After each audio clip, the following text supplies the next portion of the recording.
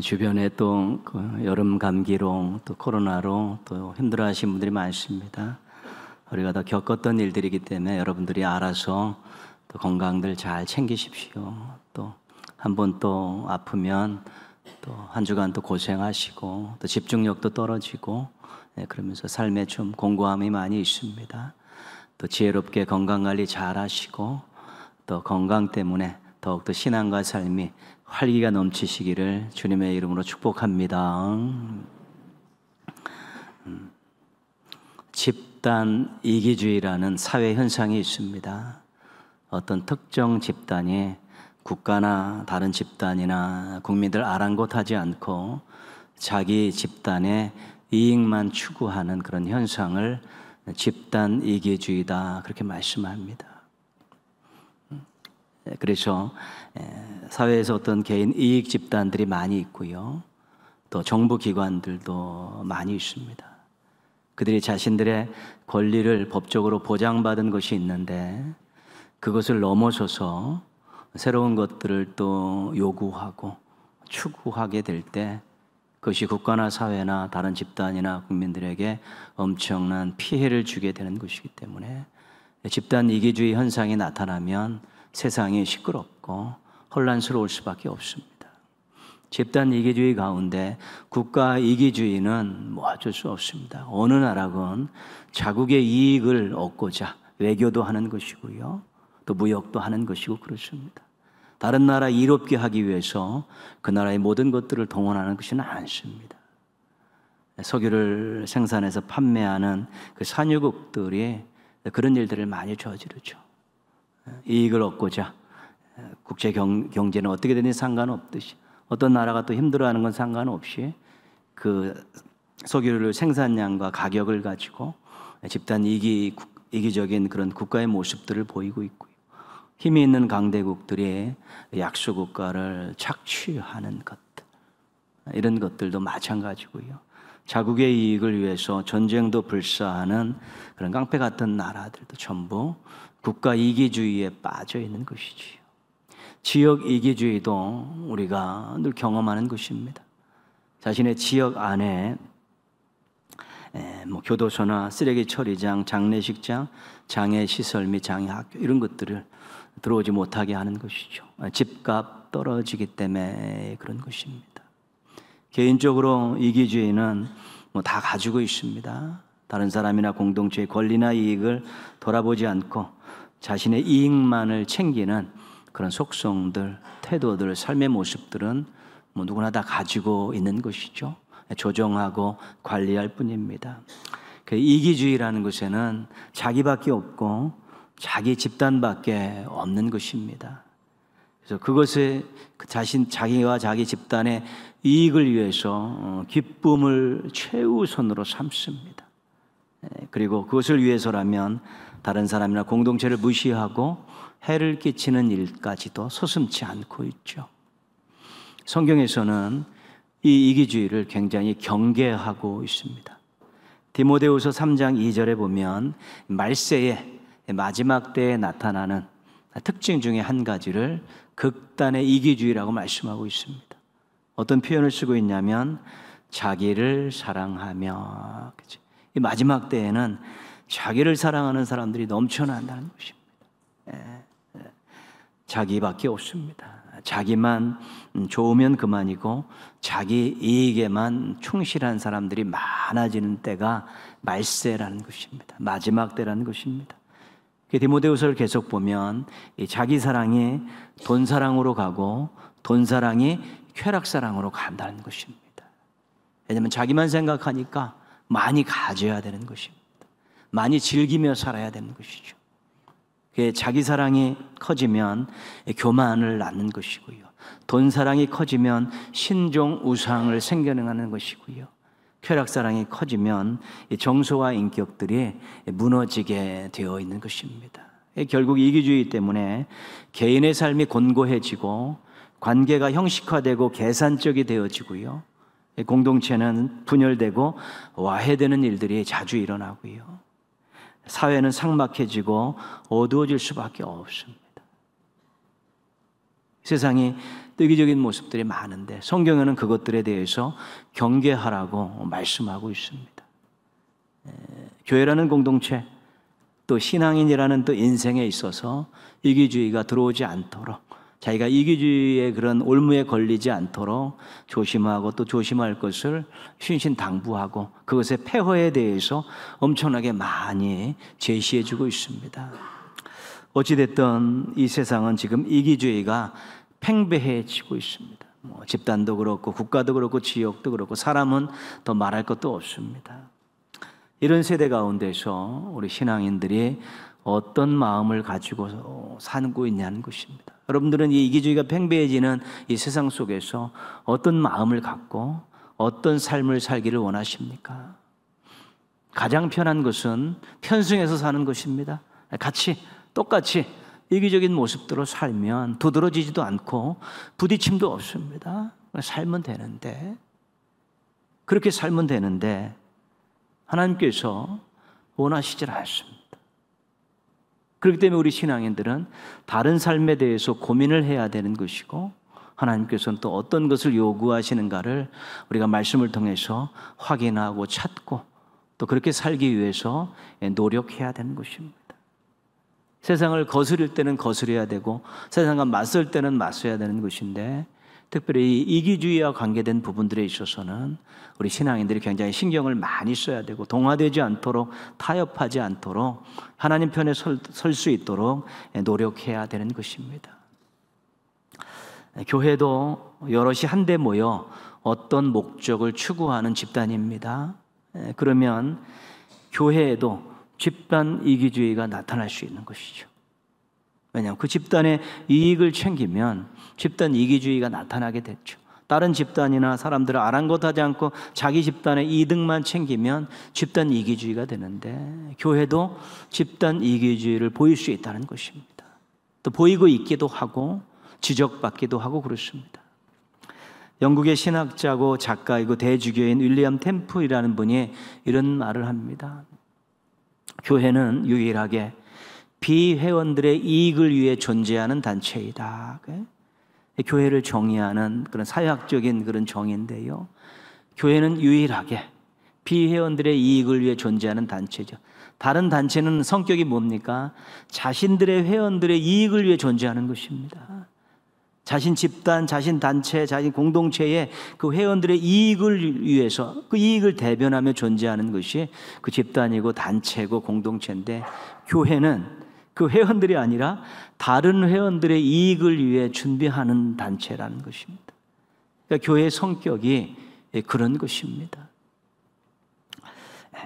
교회는 공동체 안에 회원들의 이익을 먼저 챙기지 않는 집단이라는 그런 뜻인데요, 교회에 모인 구성원들은 이미 하나님께 많은 복을 받은 사람들입니다. 구원의 복부터 시작해서 많은 은혜와 복을 받은 사람들이고, 교회 안에 모인 이 공동체 안에 모인 이 구성원들은 하나님께 이웃을 사랑하며 살고 세상을 섬기며 살라는 사명을 받은 사람들입니다. 그리고 그렇게 살 때 하나님이 책임져 주시는 약속을 받은 사람들인 것입니다. 그렇기 때문에 본질적으로 교회는 집단 이기주의를 보여서는 안 되고 집단 이익을 보일 수 없는 단체라는 것입니다. 성격이 그렇게 되어 있다는 것입니다. 하나님께서 이 땅에 성령님을 보내주셔서 예루살렘에서 교회가 생긴 이후부터 교회를 세우실 때 너희들 모여서 너희들의 이익을 추구하며 존재하라, 그렇게 말씀하시지 않고 땅끝까지 이르러 복음을 전하라고, 또 사람들에게 받은 복을 나누어 주라고, 흘려보내라고, 그런 목적으로 세워졌기 때문에 교회 안에 집단 이기주의가 생겨나면 안 되는 것입니다. 그렇기 때문에 교회의 구성원들인 우리들도 이기주의를 극복하려는 노력들이 있어야지 교회의 지체로서 부끄럽지 않게 살 수 있다는 것입니다. 그런데 교회가 불의와 맞서고 악과 싸우는 입장에서는 집단 이기적인 모습을 보일 수는 있습니다. 그건 다른 문제입니다. 그렇지만 이익을 철저히 챙기려고, 다른 사람들이나 집단이나 사회는 아랑곳하는 자기의 이익만 챙기려고 고집부리고 불의한 방법을 동원하는 그런 모습들은 교회가 아니라는 것입니다. 하나님이 원하시는 모임이 아니라는 것입니다. 오늘 우리 말씀에서 우리가 로마 교회를 보는데, 로마 교회는 유대인 출신의 그리스도인들과 이방인 출신의 그리스도인들이 섞여 있는 교회입니다. 뭐 대부분 선교지는 다 그렇습니다. 근데 로마라는 곳은 각국에서 막 모여드는 그런 세계의 중심지였기 때문에 이방인 그리스도인들이 굉장히 많죠. 세력면에 있어서는 이방인 출신의 그리스도인들이 교회를 거의 다 좌지우지할 정도로 가지고 있었던 것이고, 유대인 그리스도인들은 세력이 미미하기 때문에 약간 열세에 있었던 것이죠. 그래서 이 두 집단이 교회 안에서 갈등이 있는 것입니다. 주도권 싸움을 하면서 교회가 시끄러운 것입니다. 이제 그 소식을 들은 이제 사도 바울이 구원의 진리를 쫙 설명하고 나서 이제 교회를 향한 권면들을 하고 있는 것이죠. 대부분의 로마서 12장부터 나오는 그 말씀들은 전부가 다 교회 공동체의 대인관계와 관련된 그런 내용들이 굉장히 많습니다. 그러면서 세력 갖고 이야기하지 말자. 1절 말씀 보시면요, 믿음이 강한 우리는 마땅히 믿음이 약한 자의 약점을 담당하고 자기를 기쁘게 하지 아니할 것이라. 교회가 내가 세력이 있다, 내가 힘이 있다, 이런 사람들이 득세하면 안 되는 것입니다. 믿음을 가지고 이야기하자는 것이죠. 나는 믿음이 좋습니다. 내가 믿음이 좀 성숙한 것 같습니다. 그런 사람이라면 믿음이 약한 사람들의 그 단점을 좀 보완해 주라는 것입니다. 그것 이용해서 자기 이익 챙기고 자기를 기쁘게 하는 일 하지 말라는 것입니다. 그런 일들이 있는 것이죠. 누군가의 약점을 가지고 이익을 챙기고 기쁨을 자기가 기뻐하는 그러한 부류의 사람들이 있고, 그런 사람 되지 말고 그 약점을 보완해주고 담당해주면서 자기를 기쁘게 하는 일에, 그 약점을 이용해서 자기를 기쁘게 하는 일을 하지 말라. 그 믿음의 사람들이 할 일이 아니다. 믿음이 있고 믿음이 성숙하다고 생각하며 그 약점을 보완해주고 단점을 또 이해해주면서 자기를 기쁘게 하지 않고 그 사람들을 위해서 헌신하고 섬기고 도와주라는 그런 말씀을 지금 하고 있는 것입니다. 세상에서도 그렇습니다. 남의 약점을 가지고 자신의 기쁨과 유익으로 삼는 것은 정말 유치한 일입니다. 유치한 일입니다. 신앙적인 마음과 태도가 절대로 아닌 것입니다. 이런 못된 마음에서 교만이 싹트고 해서는 안 될 짓을 하는 것입니다. 다른 사람의 약점을 이용하지 말고 또 보완해 주는 것, 그것도 우리가 이 땅에서 우리가 인간의 도리이지만 특별히 신앙 안에서는 본인이 은혜를 받고 믿음을 가진 사람들은 그 연약한 심령들의 약점을 좀 보완하면서 그것 가지고 자기 기쁨을 챙기려는 엉뚱한 짓거리 해서는 안 된다는 것입니다. 그게 해결이 안 되면 교회가 시끄럽다는 것입니다. 너희들 누가 세력이 큰 거 가지고 서로 주도권 싸움하지 말고 믿음이 있는 사람이 먼저 그 사람의 약점을 보완해 주면서 자기를 기쁘게 하지 않고 그 사람을 기쁘게 하는 그런 삶을 살면 교회 공동체 안의 문제들은 해결될 수 있다는 것이지요.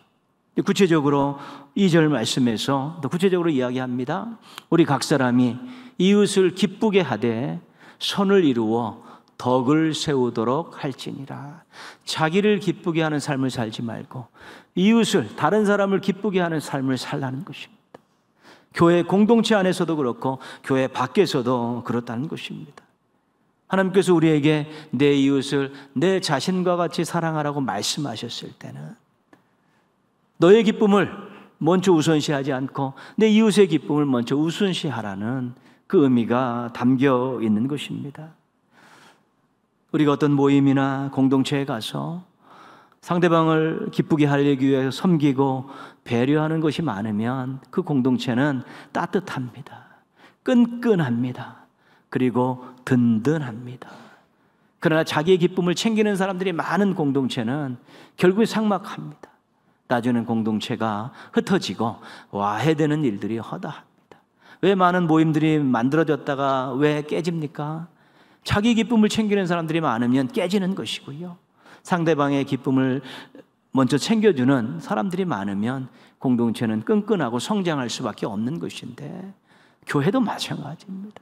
인간들이 모여있는 교회도요, 우리가 정말 다른 사람의 기쁨을 우선시하고 자기의 기쁨을 좀 뒤로 밀어놓고 다른 사람이 기뻐하는 그것을 보고 내 기쁨으로 삼는 그런 성도들과 일꾼들이 많으면 교회 공동체는 끈끈합니다. 사랑이 넘칩니다. 하나님 쓰시기에 좋은 건강한 교회로 발전할 수 있게 되는 것입니다. 그래서 우리가 다른 사람을 기쁘게 하는 이런 삶을 살면 그 사람에게 덕을 끼치는 것입니다. 그것이 덕이라는 것은 다른 사람들에게 유익을 끼치고 기쁨을 주는 행동을 덕이라고 이야기하는 것 아니겠습니까? 그런 것들이 쌓이면 선이 되는 것입니다. 선이 되는 것이. 우리 공동체 안에 좋은 전통이 잘 있으면 그 공동체는 아주 계속 잘 나갈 수 있습니다. 근데 나쁜 전통이 있으면 그 공동체는 얼마 가지 않아 분란이 일어나고 주저앉게 되어 있습니다. 가정에도 어떠한 가훈이 있고요. 가문의 전통이 있고 교회에도 어떤 그 전통들이 있는데 이 좋은 전통들, 좋은 모습들을 우리가 선이라고 이야기하는 것입니다. 사회에서는 공공선이 있어야 됩니다. 사람들을 기쁘게 하고 사람들을 힘을 내게 하고 사람들에게 잘 살게 할 수 있는 그런 공공선을 추구하는 사람들이 많아지면 그 사회는 건전해지고 밝아지고 긍정적이 되는 것이지만 이 공공선이 없고 이기적이 팽배한 데서 자기 뜻대로 자기 마음대로 자기 이익을 추구하는 사람들이 많아지면 공공의 선이 무너져 버리면은 전부 함께 멸망하는 것입니다. 이게 굉장히 중요한 것입니다. 그래서 오늘 선을 이루어 덕을 세우도록 하라. 특별히 이웃을 기쁘게 하는 걸 통해서 자신의 기쁨보다 다른 사람의 기쁨을 먼저 하는 걸 통해서 덕을 끼치고 공동체 안에 선을 세워나가라는 그런 하나님의 말씀을 가지고 교회의 새로운 미래를 제시해 주고 있는 것입니다. 근데 왜 자기를 기쁘게 하는 것보다 다른 사람을 기쁘게 하는 삶을 살아야 되는 것인가? 그 이유가 무엇인가? 3절에서 말씀해 주고 있습니다. 그리스도께서도 자기를 기쁘게 하지 아니하셨나니 너희들의 구주 되신 그 예수님께서도 자기를 기쁘게 하지 않은 삶을 살으셨다. 다른 사람을 기쁘게 하는 삶을 살으셨다. 너희들이 그분을 예수 그리스도를 구주로 믿고 살지 않느냐? 그분을 닮아가기를 원하지 않느냐? 그분을 따라가기를 원하지 않느냐? 그렇다면 닮아가기를 원하고 따라가기를 원한다면 그분과 같이 다른 사람을 기쁘게 하는 삶, 자기를 기쁘게 하는 것보다 다른 사람을 기쁘게 하는 삶을 사는 것이 맞지 않냐, 옳지 않냐, 그렇게 말씀하고 있는 것입니다. 3절 말씀 보시면요, 기록된 바 주를 비방하는 자들의 비방이 내게 미쳤나이다 함과 같으니라. 시편 69편 9절의 말씀이 인용되어 있는데요, 예수님께서 다른 사람을 기쁘게 하는 삶을 사셨습니다. 근데 그것을 비방하는 사람이 있고 또 멸시하는 사람들이 있다는 것입니다. 그럼에도 불구하고 예수님께서는 다른 사람을 기쁘게 하기 위해서 대적자들이 비방하고 멸시하는 그것들을 다 감수하셨다는 것입니다. 그걸 감수하시면서까지도 다른 사람을 기쁘게 하는 삶을 사신 분이 우리가 믿는 우리의 영원한 구세주고 소망이신 예수님이다라고 말씀하고 있는 것입니다. 예수님에 대한 우리 중요한 고린도후서 8장 9절에 이 말씀을 같이 한번 읽겠습니다. 우리 주 예수 그리스도의 은혜를 너희가 알거니와 부여하신 이로써 너희를 위하여 가난하게 되심은 그의 가난함으로 말미암아 너희를 부여하게 하려 하심이라.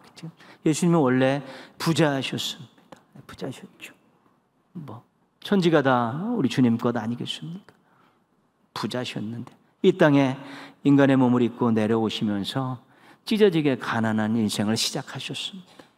공생의 삶에 머리들 것이 없는 삶, 후원해 주는 것 가지고 먹고 사역하셨던 가난하신 분. 근데 예수님의 그 가난하게 되심이 우리를 부요하게 했다는 것입니다. 우리를 구원했고요, 하나님과 연결시켜 주셨고, 예수님의 이름으로 기도하면서 하나님께 무한 공급받을 수 있는 그런 길을 열어주셨다는 것이죠. 예수님의 가난하게 되심이 우리를 부요하게 했다는 것입니다. 우리에게 기쁨을 주시고자 예수님께서는 힘든 삶을 선택하셨다는 것이고, 우리에게 영생의 기쁨과 소망을 주기 위해서 십자가에 달려 죽으셨다는 것입니다. 그 예수님께서는 어떻게 우리의 기쁨을 위해서 그렇게 자신의 기쁨을 추구하지 않고 가난하게 되셨을까? 예수님은 어떻게 해서 그런 삶을 살 수 있으실까? 이유가 한 가지가 있는데 그것은 예수님께서 포기하셨기 때문에 그렇습니다. 포기하셨기 때문에 그렇습니다. 하늘 보좌를 포기하셨습니다. 편안한 삶을 포기하셨습니다. 이 땅에서는 신적인 권리를, 많은 것들을 포기하셨습니다. 궁극적으로는 생명까지 포기하신 것입니다. 예수님께서 누군가를 위해서 포기하실 수 있으셨기 때문에 다른 사람의 기쁨을 위하여 사실 수 있었던 것이고 다른 사람에게 큰 기쁨을 선물할 수 있었던 것입니다. 다른 사람을 기쁘게 하기 위해서 우리가 우리 자신의 기쁨을 포기할 수 있을까? 다른 사람의 기쁨을 위해서 우리가 우리의 권리를 내려놓을 수 있을까? 다른 사람과 공동체를 기쁘게 하기 위해서 우리의 귀한 것들을 포기할 수 있을까? 쉽지 않습니다. 특별히 가정 공동체 안에서는 그런 것들이 빈번하게 일어나지만 가정을 벗어나서는 그런 일들이 많이 일어나지는 않습니다. 그런데 우리 하나님께서는 그것을 요구하고 계시고 예수님은 그런 삶을 살면서 모범을 보이시면서 우리에게 그래도 흉내는 내고 살아야 되지 않느냐 말씀하고 계신 것이죠. 고민해야 됩니다. 갈등해야 되는 것이죠. 내가 정말 하나님이 원하신다면 예수님께서 그렇게 모범을 보이셨다면 그래도 나는 흉내라도 내지 않아야 될까 이런 고민들을 가지고 결단하고 포기할 것을 포기할 줄 아는 삶을 살아가게 될 때 우리가 누군가를 기쁘게 하고 공동체를 기쁘게 하는 멋쟁이 신앙인들이 되어질 수 있는 것입니다. 이기주의가 팽배한 시대에 교회와 성도들을 통해서 하나님께서는 새로운 선을 만들기를 원하시고요. 고생이 되고 힘이 들고 수고와 희생이 있어도 이 건전한 공동체와 사회를 만들어가기를 원하시고요. 교회와 성도들이 이기적인 집단이 아니라 이기주의를 버리고 그러한데 헌신하면서 그러한 나라와 사회를 만들어가는데 쓰임받기를 원하고 계신 것입니다. 예수님을 생각하시면서 누구의 기쁨을 먼저 추구해야 되는가 한번 곰곰이 따져보시고 분명한 답을 가지십시오. 그리고 한번 도전해 보십시오. 하나님께서 그렇게 사실 수 있도록 도와주실 것입니다. 도와주실 줄 믿습니다. 이번 주 목요일 8월 15일은 79주년 광복절입니다. 우리나라가 일제강점기에서 벗어나 자유와 독립을 또 회복한 날이죠. 고통의 세월을 보냈던 우리의 국민들에게는 참 기쁨의 날입니다. 태극기를 흔들며 뛰쳐나온 그 얼굴들 보시면 얼마나 기뻐하고 좋아하는지 모릅니다. 억누르려고 찌그렸던 얼굴들에게 기쁨이 찾아오고 웃음이 찾아왔다. 그 날이 8월 15일입니다. 이번 79주년 광복절 정부가 주도하는 이 광복절 경축식에 광복회가 불참하겠다고 6개 야당이 불참하겠다고 고민하고 있습니다. 왜 함께 이 기쁨과 이 즐거운 날을 경축해야 되는데 광복회가 불참하고 6개 야당들이 불참을 고민하고 있을까요? 그 이유는 독립기념관 관장 임명에 대해서 동의할 수 없다는 것 때문입니다. 독립기념관은 상징적인 거 아닙니까? 이 나라의 독립과 관계된 모든 것들을 다 모으고 자료를 모으고 그것은 역사적인 교훈들을 전하는 아주 귀한 자리인데 새로 임명된 독립기념관 관장의 역사의식 수준이 문제가 있다는 것입니다. 1945년 8월 15일은 광복절이 아니다. 1948년 8월 15일 정부를 세웠기 때문에 거기서부터 대한민국이 시작된 것이다. 1948년 이전에는 우리 국민은 없고 일본 국민만 있었다. 그죠? 일제강점기를 정당화하고요. 임시정부를 부정하고 특별히 독립운동하면서 생명을 초계와 같이 버리신 그런 모든 분들의 그 희생을 완전히 헛짓거리로 또 만들어버리는 발언을 했다는 것입니다. 독립운동가들은 나라를 위해 눈물과 땀과 피를 흘린 분들입니다. 이 나라의 독립을 위해서 국민들에게 기쁨을 안겨주기 위해서 안락한 삶도 포기하고 가정도 포기하고 심지어는 생명까지 포기했던 분들입니다.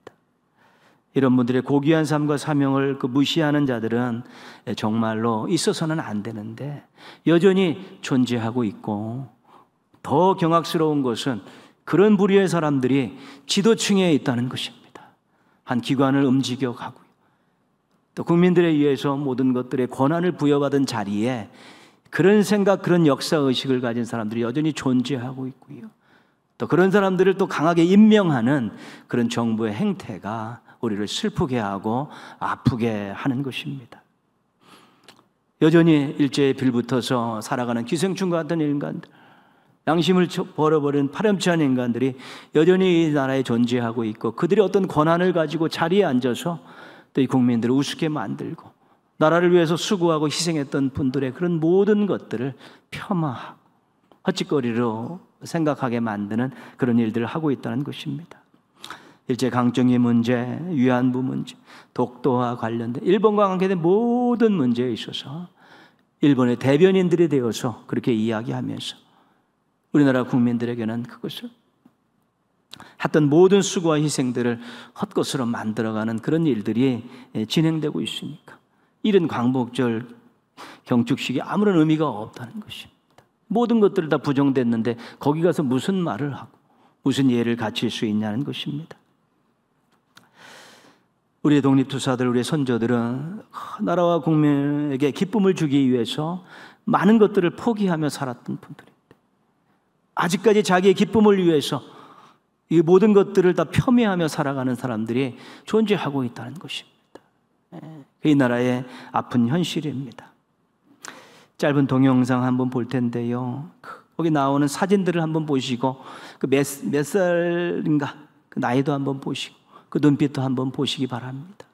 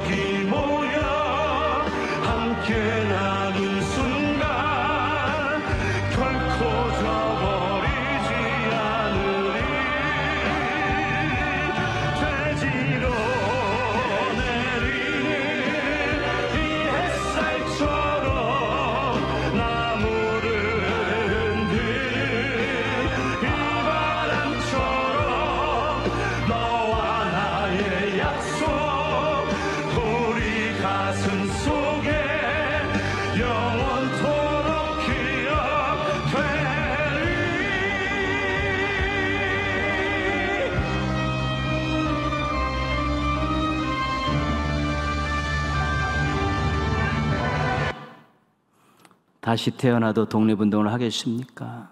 하겠습니다. 10대들입니다. 10대들.